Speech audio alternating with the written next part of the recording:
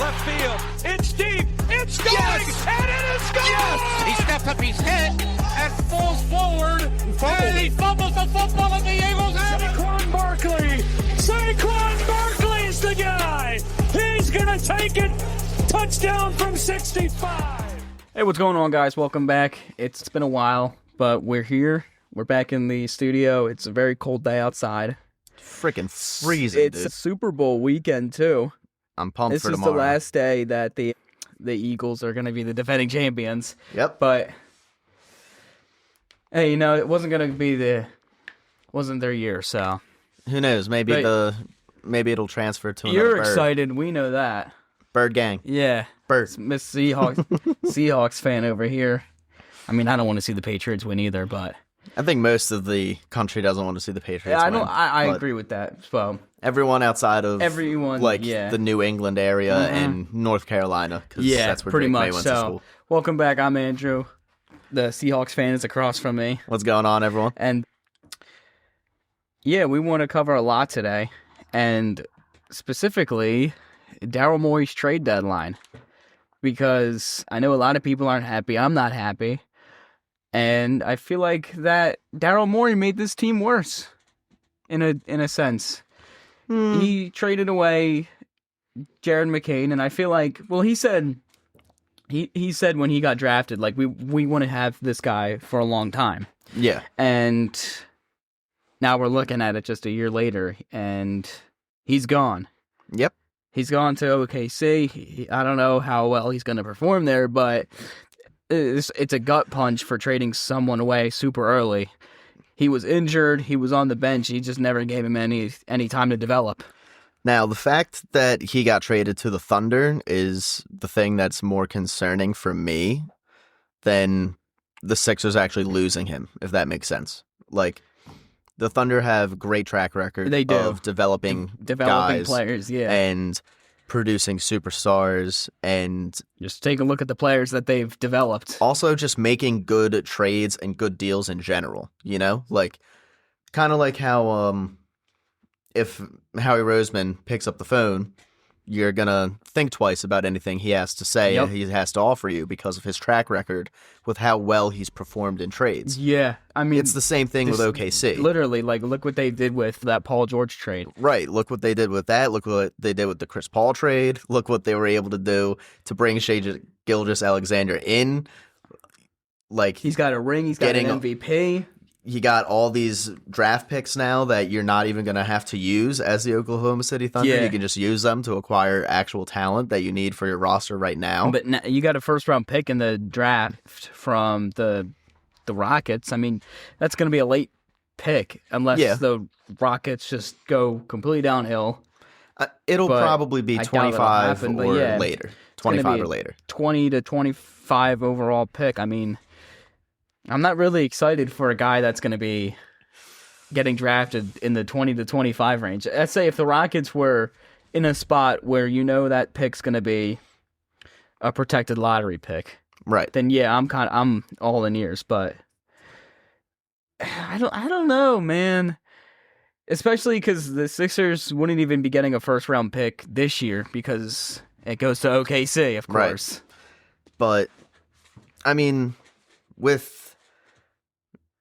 I really don't think that it's too big of a deal just because you're trading away your fourth guard on your team.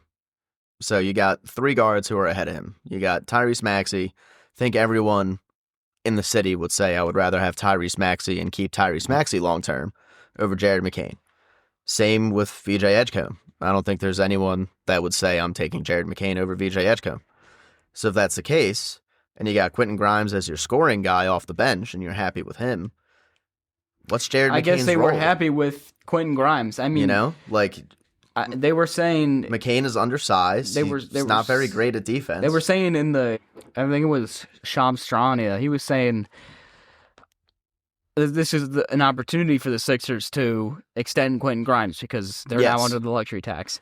But you literally had Joel Embiid come out in an interview and say, like, yeah, can we duck the tax and can we go after a player and add assets? We're playing good. I mean, this dude's playing his best basketball we haven't seen in like 2 to 3 years. Yeah. This is the best he's played probably since I want to say 2022. He's been healthy. I mean, who knows what can happen, especially with his track record.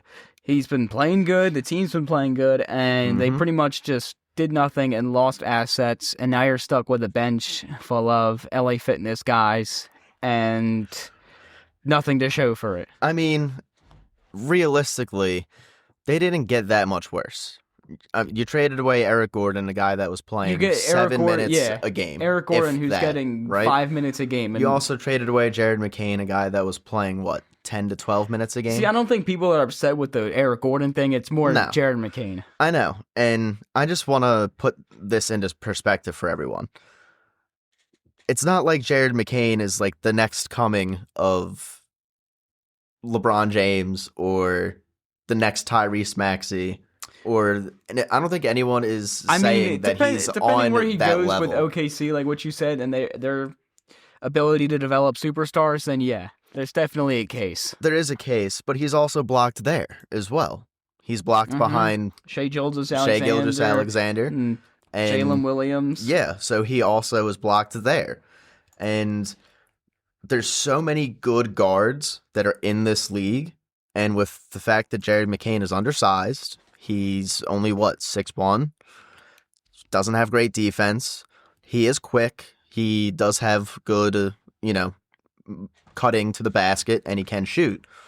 But you already have two guards on your team that are like that in Tyrese Maxey and Quentin Grimes. You don't need a third. It's kind of like to fill that same role. So what you know what I mean? They did was a salary dump. All they did. Yes. So and they were able to convert Dominic Barlow's contract, which means that he will now be here next year, and you won't lose him over the offseason. Nope.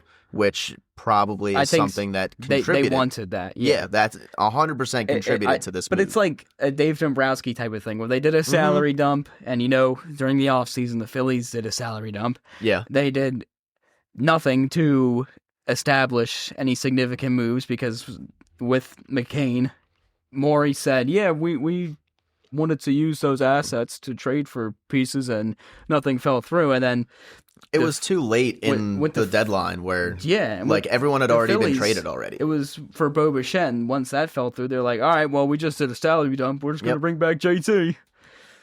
And I feel like that's on the same level as a Dave Dombrowski, Daryl Morey type of thing. Although I will say there was no, or at least there hasn't been, that panic move from the Sixers to rebound. At least it's not like they, as you said, the Phillies, they missed out on Bo Bichette, and they quickly did the rebound and overpaid for JT Realmuto, right? And gave JT Realmuto a contract that I'm pretty sure everyone in the city was like, that's a little bit too much. Man, I like JT. We all love JT, but that's a little too much what you gave him. It's way too much for a player that is 35 years old. And regressing heavily. Yeah, and who showed you last year that his offensive game has taken an even further step back from what it was the previous year. Not worth $15 million, brother. No. Now, he does do other things that are very well. He can still run very well. He still can steal bases. He's still a very good base runner. He's still a very good fielder. Pretty solid framer. Still calls a very good game. Is able to manage the staff. He does a lot of things that are very well. But you could find someone else that could also do those other things very well. Maybe not the running part as a catcher, but you could find another catcher that has good defense and is able to handle a pitching staff. The thing is, I kind of see it as the pitchers like him. Yes, they do. And that's why a reason they brought him back is because he's highly respected throughout the club and the pitchers and the staff and the organization. Yeah. That's like something with Kyle Lowry. Why are they bringing back Kyle Lowry to play 1 minute or 2 minutes a game just because he's good around the organization, he's good around the young guys, he's good with the staff. It's kind of like that, except you're not giving Kyle Lowry $15 million a season, you're giving him $1 million a season. Yeah, you're giving Kyle Lowry the veteran minimum. Mm-hmm. JT is making a lot more than a veteran minimum contract right now, dude. JT is making, I think, only $3 billion less than what he was making last year? Because his contract last year was 18, right? 18 so he's million. He's making 15 now. Yeah. So, sure he's probably ecstatic about that. Oh, like, yeah, oh yeah, 100%. like my numbers went down and I'm only And I'm- taking a $3 million pay cut. Like, hell yeah, I'll take that every day of the week. But it is kind of a similar situation where the Sixers seem to have had bigger plans, and those plans never really they didn't came fall together. through, yep. And now they kind of look really stupid by the fact that you made moves that you didn't really have to make, and the moves that you did make didn't necessarily make your team any better. No. If anything, I do agree with you. They did hurt your team. Now, I don't think that it hurt them to a degree where it's really going to affect anything or it's going to matter in the long run. The thing is, you're going to need these guys in April. You can't have Embiid go down in March, and then it's another setback where he's going to rush back in April, and then he's going to get injured again, and it's like, here comes this bullshit again. And you can't have George getting suspended for taking drugs for his mental health. You can't be taking his PEDs, his podcast-enhancing drugs. And, I mean, with that, like, whole 25-game suspension, if there was no 25-game suspension, this trade deadline probably looks a lot different. It does, yeah, for the because you probably 76ers. trade Paul George.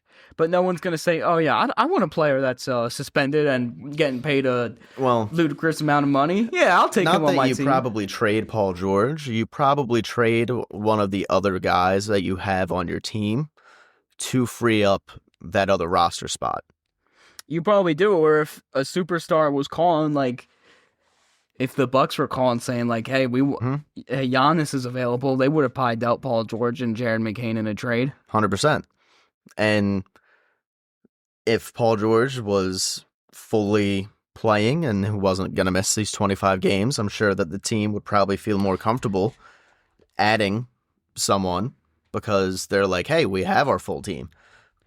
They probably didn't feel that comfortable going for it and trying to add someone when Paul George is going to be out for the next 25 games. It just adds to the joke of his contract. Right. Like, it goes down as one of the worst contracts in not just the Sixers' history, but, like, the city of Philadelphia's history. I mean, this is on, like... The suspension could not have come at a worse time. No, it couldn't have. Like, if this happened, like, a month and a half ago, you would have at least had a solid 20 games without Paul George where you can assess, okay, he's going to come back in 5. Are we good enough where we can add? He comes back, there's 10 games left in the season. Right, like, exactly. What the heck? And then if that's the case, if you go out there and you spend more money, you go further over the tax to bring someone in, and your team's still not good enough because Paul George's dumbass got suspended, that's probably a worse position for your team to be in than the one you're currently in right now. You know what I mean? The contract is so bad. I mean, it's the contract's on par with Nick Castellanos and DeMarco Murray, and I'm trying to think of other worse Andrew contracts. Yeah, Bynum. Andrew Bynum has to Walker. be, hands down, the worst contract in this city's history. Probably followed by a number 2 of DeMarco Murray, I would have to say. And number 3, Paul George. And Ben Simmons, dude. Ben Simmons has got to be up there, too. I'll give you that, Ben Simmons. Ben Simmons is what... Dude. That guy should have been so freaking good and just wasn't. He should have, yeah. He just wasn't. Like, I have no explanation. He's a pro fisher now, so... for why he wasn't, but he wasn't, you know? Like, ridiculous. Better at catching fish than shooting free throws, so... Better at freaking catching fish than dunking wide open lanes. Jesus. Okay. But... You got anything else on the Sixers? No, that's all I gotta say. Oh, wait, hold up. Playoffs. We didn't... How far do you think... Do you think that this really hurts the team in their effort for the playoffs, or do you not really think it makes too much of a difference? Well, they're playing good right now. They've won 5 out of their last 6 games. Yeah. They're playing good. I mean, if everyone stays healthy... And the bench is, if the bench doesn't implode or they don't do those third and second half implosions like they've been, because that's been a thing all season. Yeah, that third quarter. If the second half implosions don't happen, problem. and They're playing good basketball. Everyone's staying healthy. I mean, there is a shot that they can push into the playoffs with an Eastern Conference that is really weakened by... Yeah. You only got the Cavaliers who added Harden. You got the Celtics who are probably not going to have Jason Tatum. No. You got...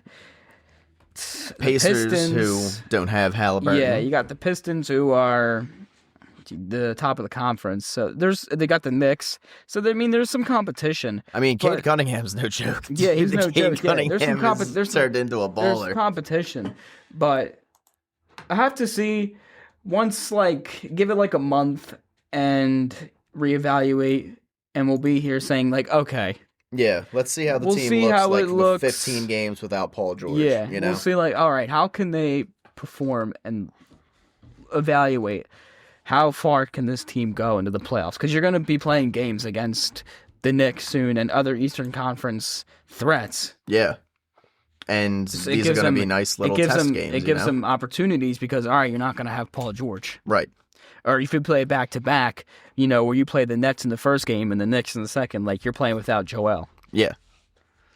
And so if you're playing without Joel, you're not going to go anywhere. Yeah, because he's not playing any back-to-back, so you're getting a real chance to see, all right, this is how the team is going to be without PG and Joel. Now, I wonder, in the playoffs, during back-to-backs, because, they don't do back-to-backs in the playoffs, though. I thought they do in second and third round. I thought it was just in the first round. There's always a 2 to 3 day break between games in the playoffs just for that reason. Okay. Because I was going to say in the playoffs if there was, but I guess that doesn't really matter then. So, do you think that there's going to be any type of, just real quick before we move on, Maxey has played basically 40 minutes, every single game, right? With the subtraction of Jared McCain,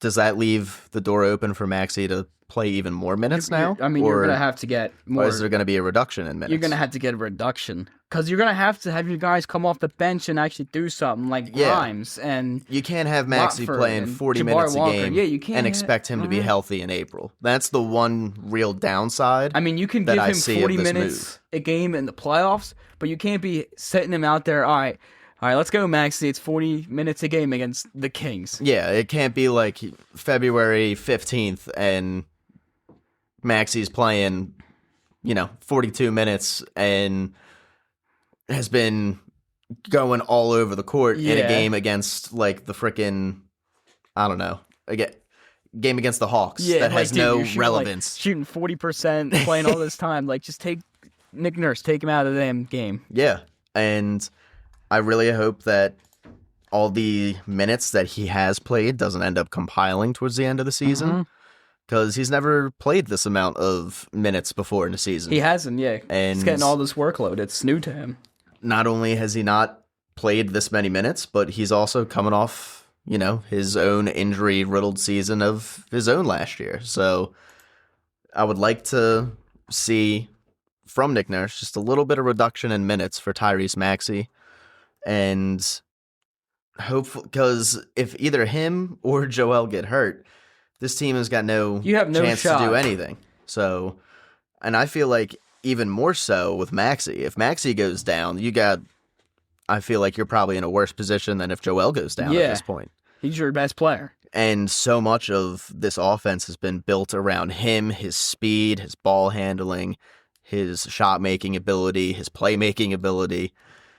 So if he were to go down and you have to then end up facilitating and running everything through Joel again, you have to change his entire team again mid-season. And obviously you don't want that to happen. That's not going to work. So Nick Nurse, just please get 5 minutes less a game. Instead of him playing 40, just have him play 35. 35, yeah. That's going to be so much less wear and tear on his body once we get to April and, the playoff stretch that it's really going to make a difference for his body at that point in time. Yeah. So, let's talk about Stout. Yeah, because there's a lot of reports on what did happen, how the relationship soured, but there's not a lot really on why, other than all I've heard is, they were unsatisfied with how the run game was going, so Patullo and Sirianni took over control. They took over control, and they didn't let him know. They were changing the scheme around without letting him know, and then they tried to bring him back with a new position. He was like, dude, you just betrayed me. I'm not going to come back after, the shit show you and your little butt buddy. He basically got demoted. Put on in the season. Yeah. He basically just they just slapped a F you. Like, you know what? You're done, man. Like, and you could see why the run game declined. You also had a bunch of injuries from the line, but that doesn't matter though. You should be able to still produce with the talent you have in Saquon. Well, it seems like the fact that the offensive line never got healthy really was one of the kind of driving factors behind this decision, because the real reason why they did it was just the lack of performance that they were getting from the running game. So it's not like they felt like there was something wrong with Jeff Stoutland per se and what he was doing coaching wise. They just felt like they needed to change something to get a little bit more out of the running game than what they were currently getting. Clearly it didn't work. It did a little bit. Well, both struggled, the running game and the passing game. Right, but the last 6 weeks of the year, the run game did get better than it was the previous 12 weeks. It got better by a margin, but it wasn't never the same as it was in the Super Bowl winning season. So I will sit here and maybe at least give them some credit as to okay, you realize that something that you were doing wasn't working. You tried to do something new. You tried to implement new things. It looked like it had a little bit of a positive effect, but why didn't you include Jeff Stoutland in these concepts and these decisions? I mean, he's one of the greatest offensive line coaches, if not the greatest in NFL history. This guy has developed some of the best offensive linemen in this team's history. Lane Johnson, Jason Kelsey, Jordan Mailata, Brandon Brooks, and the list just goes on. And I find it hard to believe that Sirianni would do this behind his back just on his own accord. There had to be some sort of reasoning as to why they stripped him away with his duties, basically just not letting him know, and it's just like, all right, well, we want to change this, we want to change that. We don't care about what you think. I think this might be an organizational thing. It has to be. Because I don't think that this is a Nick Sirianni thing. I know that a lot of people want to sit here, and I've seen a lot of people blaming Sirianni for this, but I'm not entirely sure that this is Sirianni's fault. Do you really think, with how the season was going last year, that Sirianni had the type of power to strip Stoutland of his responsibilities as run game coordinator? Well, I think he's allowed to make changes to the offensive staff. He's allowed to do the coaching adjustments. Obviously, he was the one that brought in Kevin Patullo after they won the Super Bowl. Right. But from a organizational perspective, they don't let coaches hire their own people. They don't. Most of the time. No. They decided that they were going to let him keep on Patullo because the organization also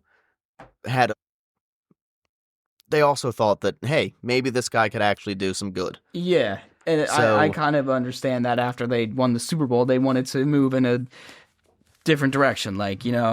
Kellen Moore got a head coaching job. Right. We like what we see out of Patullo. Right. He's been here for years. Yeah. He knows every player that's on the roster. Clearly, it didn't work out. He has a relationship. For him as the coordinator. Right. But everyone wants to sit here and blame Sirianni, blame Sirianni, blame Sirianni. It's never been the Eagles' coaching philosophy to let the head coach run completely his entire staff or have complete autonomy in the decisions he makes. It could be an organizational thing. I don't think Howie Roseman and Jeffrey Lurie are just going to be like, all right, you know what, Jeff Stoutland, we're just going to strip you of your... That's kind of what I'm hinting at. I don't think Howie would go to one of the most respected coaches and most talented in this organization that's ever had and be like, you know what, we're just going to strip you of our run game coordination. We got Patullo, whose house has gotten egged already. We want his house to get egged again, so... What if I sat here and told you that they were probably trying to do this for a long time, but never actually had the opportunity to? They could have, but you saw the season that Saquon Barkley had. You saw the season that the offensive line had. I think that we all sit here and forget that Jeffrey Lurie went to Doug Peterson when they won a game in 2018 in Green Bay and got on his case because he was upset that they ran the ball too much in their win. Jeffrey Lurie does not want to be a guy that is watching unentertaining football. Okay, and look what happened when they passed the ball. Hurts threw 5 interceptions in one freaking game. I'm telling you, Lurie was probably pissed off in the owner's suite. I understand, but he wants to win a certain way. Jeffrey Lurie. Yeah. He doesn't want to. But you got to run the football and throw the football. It's not a game of Hurts throwing the football 60 times. With how poor the run game was last year, it gave him the excuse he finally needed to make a change there.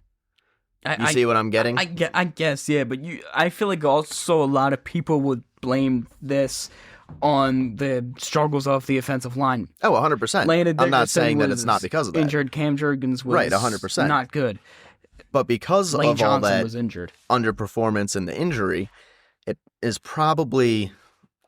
It would be a lot harder for him to sit there and make that decision, either Howie or Jeffrey Lurie, if the run game was successful last year and the passing game wasn't. You can't make that decision to move on from him, even if you want to. Yeah, if the pass game was bad last year, they would have told Patullo, like, all right, you're done. We got to get a new pass game coordinator. But if the run game was fine last year, Stoutland would still be here, regardless of whether or not the organization truly wanted him here or not. Yeah, because of the success. So because of the fact that they didn't have success running the ball last year, it finally opened the door for them to probably make this change that they've wanted to make for a long time. I guess, yeah, that's a point too. But another thing you also said was, this was a couple of shows ago, God, I forget how long this was, but you said a lot of teams also adjusted to Saquon Barkley and how that Jalen wasn't a threat anymore as the point that he was. And I don't know if that had anything to do with Stoutland. I don't know if that could have been a lingering thing. Was Stoutland afraid of using Jalen Hurts to run the football? Was it Stoutland or was it Patullo or was it Right, we Sirianni? Don't know. We're not privy to all that information because we're not inside the building. And we're probably never going to find that information out unless there's some documentary that comes out in 10 years about it. Yep, unless someone says it. Yeah, unless there's something like that, we're never going to know.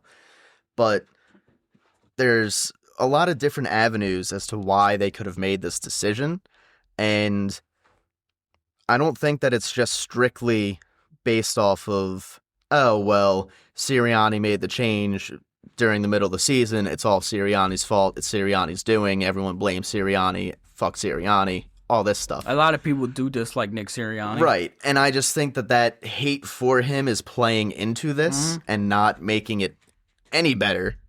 But I just don't really think that this is all on him. You have to remember, this is an organization that does not give head coaches the type of power that they have in other locations. And they haven't since Chip Kelly, because they gave Chip Kelly all the power he wanted, and they saw how horrible it turned out. Look what Chip Kelly did. Right, exactly.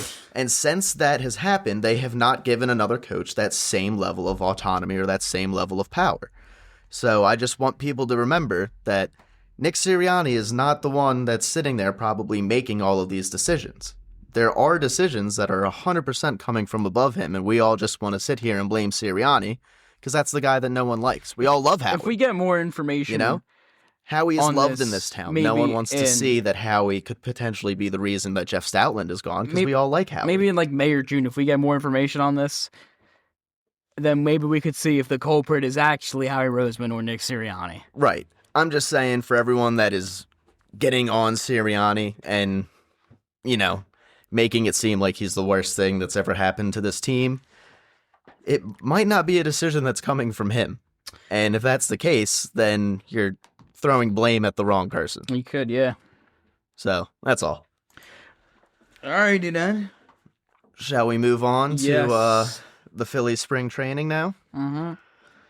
Now, you wrote down all the non-roster invitees. I'll let you filter you wanted through to, all you of wanted them. to go through some players. Yeah. Spring training is what, the 11th or something that they have their first, I think pitchers and catchers pitchers and report. catchers are the 11th, and the first workout is the 16th. So But some players are down there, like Nola. What day is today? The 7th. Is it the 6th or the 7th? It's the 7th. So in 5 days. In 5 days, yep. We'll be seeing pitchers and catchers. Yep. You know, I don't know how excited I am, but whatever. I mean, I'm excited. My excitement is definitely dampered as we've gone through the entire offseason, and we've kind of been dealt gut punch after gut punch a little bit. But even though we like to sit here and get on Dave Dombrowski, this is still a good team.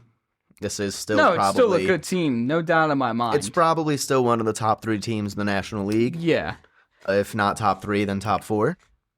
I mean, the team that they had last year was probably worse, I would give or take. You had a guy in left field that played so bad even on steroids. I mean, I don't think you can get worse than that. You're going to have a new right fielder who's going to have better defense and is not going to have a pool noodle for an arm and locomotive for legs. Adolis Garcia's got a massive arm in right field. Like, he has a massive cannon. You get a little pop fly in the right field. I don't think people are going to be running on him. Like, people don't realize, because he played out in Texas, like, Adolis Garcia is a 3-time Gold Glove Award winner. Like, he is no slouch on Gold defense. Glove and All-Star hitter. He's great defensively. So you're going to see a much better, improved right field. But besides that, the entire team is the same, albeit Essentially, yeah. the bullpen has gotten really better. Yeah. I mean, you subtracted Strom, but you added Keller. You're going to have a full season of Duran. And you also got a full season, hopefully of Alvarado. Alvarado, yep. Not really too much else has really happened. Yeah, besides that, like, and a few tweaks of the rotation. I mean, they signed, what was the dude, Brian De La Cruz from Miami to a minor league contract that might potentially turn into something, but Hey, I mean, he won the Dominican Winter League MVP. Yeah, I mean, there wasn't a lot of notable moves that they made, you know? No, there really wasn't. And there's still a possibility I could see, because they've been in the reports of looking at maybe a 4th or 5th starter, because, you know, who knows if Painter's not going to be ready on opening day. Right. Zach Wheeler's still coming back from thoracic outlet. So, although I have no idea who's still even out there in the guys- starting pitching you market. got guys like Max Scherzer still out there, and JV and Jose Quintana. You just need a guy like a 4th starter now that will take a 1-year contract for $5 million, and you know you're not paying him a lot, and you can DFA him in July if he sucks. I wonder what James Paxton's doing. Retired. Right, but he's pitching for Canada. Oh well, there's the a World bunch of Baseball retired. Classic. There's a bunch of retired people playing still. I know. Dude, it's Vance just- Worley's pitching. Yeah, I for know. Great- He's for pitching Great for Britain. Great Britain. I just wonder if maybe any of them are able to potentially catch a little bit of fire I and keep get a players contract that out of get- it, you know? Players that play for countries will get contracts by big league teams. Yeah, that's that. So I wonder if maybe you'll see someone like that get added to this roster, where someone that'll probably be here for just the first half of the season, up until Painter's ready, and then he will come up. Exactly. You know, so that could be, as you said, like a Max Scherzer type of guy, Jose Quintana. Yep. I don't think that the Phillies would re-sign Worley, even if he Yeah, came out of retirement and had a good World Baseball Classic. But I could see them going after Paxton, since they lost Ranger, and Paxton's a lefty. There's still So- a decent amount of just 1-year guys they can get on the market. Yeah, who's still even left just on the open market? Bassett, Giolito, Michaelis, Montas, he's injured. Scherzer, Verlander, Zach Allen. All right, so there's still a decent amount of guys. And if you want, is there any left-handers in there? I think I heard one, Yeah, right? Quintana. Everyone else is right-handed? Yeah, for the most part. All right. But, all right, so They there's just still... need a guy that can get them innings. Yeah, there's That's still all they a need. decent amount of people, I But guess, that they could get. This is about minor league. invitees. This is not about Major League. So you want to read off all the names on the list? Yeah, I'll read your players. Oh, no, I was going to say you want to just go through like all of the invites, and then we'll just highlight the guys that we think are like the guys to watch. So Genesis Carrera, and if you don't know who this guy is, he was infamous for... Intriguing prospect. Well, not prospect, but I was going to say former big leaguer. I was going to say he hit Bryce Harper in the face. Yep. Tucker Davidson, Tim Meza, who was on the Phillies, Andrew Walling, Andrew Bechtold, Jonathan Hernandez, Michael Mercado, who was on the Phillies, Trevor Richards, Bryce Wilson, catchers, Caden Hediger, Mark Kolosvari, Paul McIntosh, Renee Pinto, and Caleb Ricketts. And for the position players, Keaton Anthony, Christian Cairo, Carson DiMartini, Arun Escobar, Aiden Miller, Leovier Peguero, Brian Rincon, Jose Rodriguez, Dylan Campbell, Justin Crawford, Brian De La Cruz, Dante Nori, and Felix Reyes. You also forgot Andrew Painter on this list, but that's fine. And there we go. So that's all the non-roster invitees. Yeah. I don't think Painter's on that list because he's technically on the roster. Yes, he is. He's on the 40-man roster. He's technically on the 40-man, so he's not on the non-roster Some players invitees. like Moises Chausse and them are on the 40-man roster. Like Justin Crawford is on the 40-man roster. Yep. Because Gene Cabrera, I think, is on the 40-man, because of right? the Rule 5 draft. Yeah. Yep. So there are some names that are guys that are not, guys in the majors that probably could be included on this list that they just aren't because they're technically already on the 40-man roster. Yeah. So I'll start. We'll just go player by player. You have some players on here. Yeah. You want to read off the first Gabriel guy? Rincones Jr. So he played all in AAA last season. 240 average, 800 OPS, with 18 bombs, 22 doubles, and 24 stolen bases. But I was looking at his stats against lefties, and they're terrible. Oh, yeah, he's horrible against left-handed He's like 100 pitching. batting average, He is 300 horrible OPS. against left-handed All of his pitching. home runs are off right-handed pitching. So Yeah, expect this guy to be a DH or platoon right fielder. Yeah.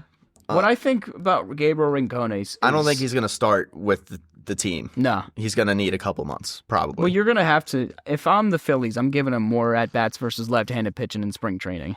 100%. Because you just cannot be sitting there with 100 batting average in AAA. Just be like, oh... You can't call him up with how poor he hits against left-handed pitching. Yeah. He does hit right-handed pitching very well, but you can't just call him up because he hits right-handed pitching pretty well. Exactly. He's got to be able to at least put up a fight against left-handed pitching. Exactly, yeah. And if he's hitting 100 at AAA, he's going to get blown out of the water. He's not going to get hit against the lefty in Major left-handers up here. So he's going to need some more time. Second guy we got on here is Keaton Anthony. So I read this, and I actually really like this. I really like Keaton Anthony. He's a bit older. He's 24, so same age that Otto Kemp was last year when he got called up. Actually, Kemp may have been 25. But either way, he's a little bit on the older side, but he's a guy that is basically hit no matter what level of baseball he's been in. Yeah, these batting averages, 302, 327, 323. He was really good in This was a guy that hit AAA. over 400 in college. Like, this dude hit this over guy's 400. This guy knows how to hit. He's got fantastic bat-to-ball skills. He hardly ever strikes out, which is something that this team could definitely use. Because this team strikes out way too much. He has, I guess, decent defensive numbers. The thing is, they would have to use him in the outfield. Yes, because he plays first. Guess who's blocking him? Harper. Yeah, Bryce Harper. And I mean, he's a candidate for a platoon option. I would say that because you're sitting here with he's a righty who can hit the ball. Yeah, which is something that Phillies right-handed platoon guys can't do. So, and if there's a point in the season where Harper goes down for a couple of weeks, this is someone that potentially could, if he performs well enough, can earn himself a call-up to play first and fill in for a couple of weeks, because Bryce usually will have, the sprained wrist here or, something there. Obviously, we can't hope that, but... I know, I'm just saying usually he does have, something where he's out for like 2 to 3 weeks or he usually just has those like minor little things that'll come up. And he has a whole bunch of random freak shit that happens to him. Like he gets hit in the face with a 102 mile an hour fastball. Thanks, Genesis. Like, that's just stuff that doesn't happen to a lot of guys. But it just seems to always happen every year to Bryce Harper, you know? Like he got hurt last year because he got hit on the wrist by a ball. Like it just happens to Bryce, of course. It happens to, out of all the players it could be, it happens to freaking Harper. To Bryce, yep. So one more. Next player, Dante Nori, got drafted in the first round in 2024. He's worked his way through 3 levels, and he was playing in Double-A. He's got the patience, got the plate discipline. He can steal bags. Apparently, he's a very good 2-strike hitter. Okay. 38% of his hits last year came with 2 strikes, something which that the is Phillies could pretty use. high.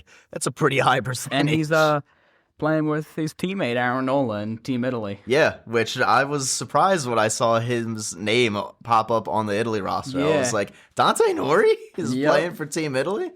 All right.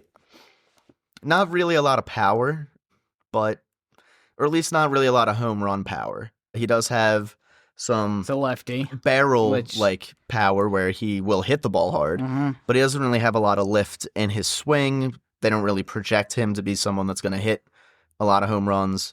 He's a bit smaller. He's only 5'9", so he's not really someone that you're expecting to be a middle of the order guy. This is kind of either a top of the order or bottom of the lineup guy that you got who can potentially give you some good defense in center field as he's able to use his speed to cover a lot of ground. So almost like a Johan Rojas type of guy with maybe a little bit more potential for some last power. thing we could need is Rojas. A little bit more potential for power and a lot less potential for the strikeouts. He's not a guy that strikes out a lot. I think he had like 73 strikeouts last year, and that was it. So anytime you have a guy in your system that's under 100 strikeouts, that's something that usually is noteworthy, that you can be like, all right, he's got a pretty good eye, he's got good discipline, he's not going to swing at pitches outside of the zone. So he's not going to be anyone that's going to blow anything out of the water, but he's not a player that's going to help the pitcher in any type of case. He's going to be someone that's going to be a tough out no matter what the circumstance is. All right, next player is Arun Escobar. Yes. Who plays second base, who can play third. 21. Very young still. Yeah. Only 21. I don't really see this guy making a huge impact just because of the position. No. He's kind of blocked off by not just Bryson Stott and Alec Bohm, but also Aiden Miller. And Trey Turner. And Trey Turner. So he does walk a lot. One of these guys that's another patient hitter. He does not swing and miss. There's not a lot of bad swings that he has. He's got a very good arm from the left side of the infield, and they characterize him as someone that can make every type of throw from shortstop and deep in the hole, which is why they have him listed as shortstop instead of at third base, because he's a bit taller for a shortstop. I believe he's 6 foot, which usually shortstops are kind of more smaller, nimble guys. Yep.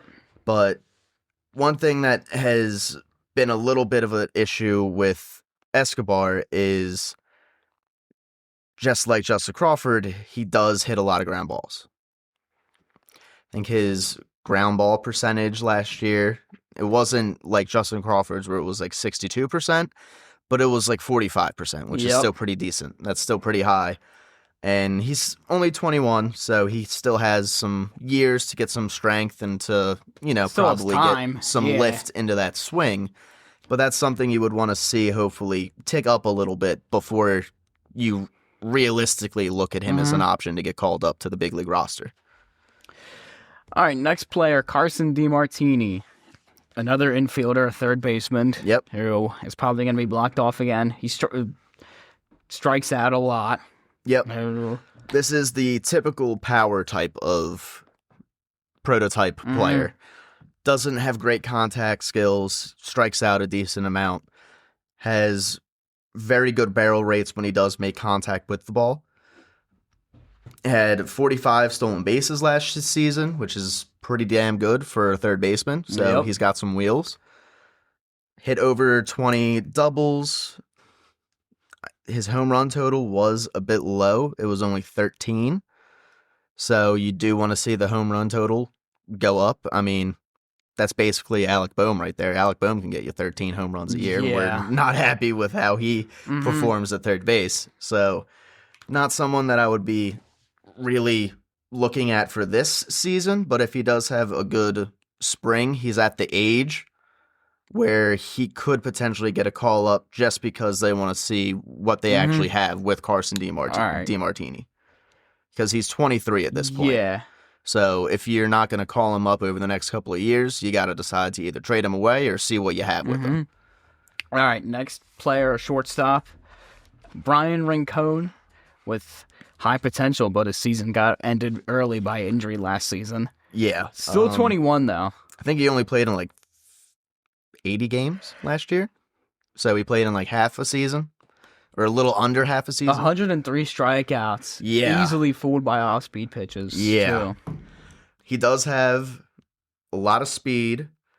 He had 40 stolen bases and 50 walks in those 80 games, though. So even though he does strike out, he still walks, which is something that is a bit of an anomaly in Because it's usually like today's game. For a guy, it's usually like he either strikes out or he walks. He's not like a guy where he'll strike out and walk consistently. Yeah, this is a guy that will strike out and walk at a high clip. So that's a bit weird I don't really know what to make of that. I mean, he's still young enough. He's only 21, where that could go either way in his development, where one of those could either really rise or they could really fall. One thing for sure is he's going to have to improve on his K rate. Yeah, because he cannot strike out 103 times in 80 games. No. And doesn't matter what else you're able to do at a very high level if you're striking out twice a game, essentially, every time you play. You're not going to be someone that's looked at as really anything other than probably a fourth infielder fifth infielder or a bench guy. Pretty much, yeah. So this one, Felix Reyes is about a corner outfield guy, but he can hit. This is a guy very much like Keaton Anthony. Frickin' rakes. He just hits. You know? This guy, he won a Player of the Month in AA in August, but he can hit 335, 572 slug, 937, 16 bombs. 34 doubles, which is pretty damn good. Only 66 strikeouts. Batting average on balls in play of 359. That's pretty damn good, too. So when he is hitting the ball in play, he's usually getting on base. And there's not much about his defensive profile, which would lead me to suggest that he's probably not very great on defense. But he only did play 6 games in AAA last year, so he's going to be playing in AAA to start the year. We know that. They want to probably get him a little bit more seasoning. But if the thing with Adolis Garcia doesn't work out, and maybe you call him up or you give Keaton Anthony a shot. I don't know. Potentially. Only thing with Keaton Anthony is that I don't know how he does in the outfield. He's listed as a first baseman. I don't know if... Well, they're probably going to plop him in the outfield. I would assume that they will in spring training to have him play in either right or left, give him a shot, see what he does. But there's no guarantee he's going to be able to play the outfield enough, play the outfield good enough to actually stay there. Yeah, exactly. So Felix Reyes might be the guy that's the more likely to get called up at some point this year over Keaton Anthony. But we're going to have to see how Anthony does in spring training. It's all about the spring. Yeah. So, but either of these guys, if these two guys both have good springs, I could see both of them potentially getting a call up at some point due to either injury or just underperformance by some of the new guys that have been brought in. Yep. Yeah. And lastly, I don't give a shit about Genesis. Not saying anything about Genesis. No. All right, we'll just skip him. Lastly, Dylan Campbell is someone who has good power and good speed. Probably not anyone for this season, but he's very intriguing to keep an eye on over the next couple of seasons. Someone that has good power and good speed profile, hit 23 doubles, 14 home runs, had 33 stolen bases, had 60 runs batted in, batting from the 8th spot in last year's lineup, which that's pretty damn good if you're getting 60 RBIs from the 8th spot. His average was only 215, but his slug was 375. So that shows that he's got some pop in that bat. Mm-hmm. Now, he is another guy that's pretty young. He's 21 and is a guy that's definitely going to need some more seasoning down there in the minor leagues. Had 110 strikeouts, which is a little bit high. He did play a full season, though, so it's not like he had any type of injury. So 110, that's about normal, I would say, for MLB player in this day and age. Slightly below average eye. Not a great base runner, but he does have speed, and he is able to steal bases. They did say he has to work on his anticipation and his timing on rounding the bases and essentially scoring from either first or second base on extra base hits. Yep. So that's something that probably won't take too long to really iron out. That's kind of like a minor thing that you can do. But he profiles as a corner outfielder, and if his power numbers tick up, I would very strongly expect him to be here, if not next season, but the year after. 2027. Yeah. All right. So not really a guy that I would look at this season, But unless he somehow catches next spring fire. training. Right. Like, unless he were to somehow, light up the minor leagues and be hitting 350 with like 20 home runs or something like that. Then we'll take a look. Yeah. Right. Other than that, someone that you're not expecting to make a real impact this year, Nah. but could definitely be someone that I see as a replacement for Brandon Marsh whenever Okay. Brandon Marsh's contract comes up, and I don't really think they have any plans to really keep him around. Mm-mm. Unless He hasn't Yeah. he hasn't played well enough to really offer him a contract, but he also hasn't played poor enough where you're like, oh, let's get rid of him, let's trade him away. Yeah. So- it's kind of like. Just let the contract play out, and then at the Yeah. end, this is probably a guy that could really be a good success for Brandon Marsh, especially if they don't see Brandon Marsh as a center fielder. Yeah, pretty much. They see him as a left fielder or a right fielder. This is the guy that's the perfect replacement. All right, then. So that's going to be it for our little Phillies spring training dilemma thing. And we hope you enjoy. We hope you enjoy the Super Bowl. We hope you enjoy Nick Castellanos probably going in the coming week. Is it surprising to you at all that he's not already gone? No. Because what I told you last episode, Dave Dombrowski's like, this guy sucks. We want him off our team, and no one's taking a fish. They're just going to have to eat the contract and release him. But they can't bring him into spring training, can they won't. They have to get rid of him before that point. Or he you would won't. have to Or think, he right? just won't show up. It'll be like Jamal Adams, Yeah. like where I can't enter the Jets facility. Why? Because you're off the team, bub. Oh. But Anyways, we should have an update on Castellanos next year. Not next year. Next week probably. Yeah. And the Seahawks should win the Super Bowl. So, I hope so, man. I really hope so. See you guys next week.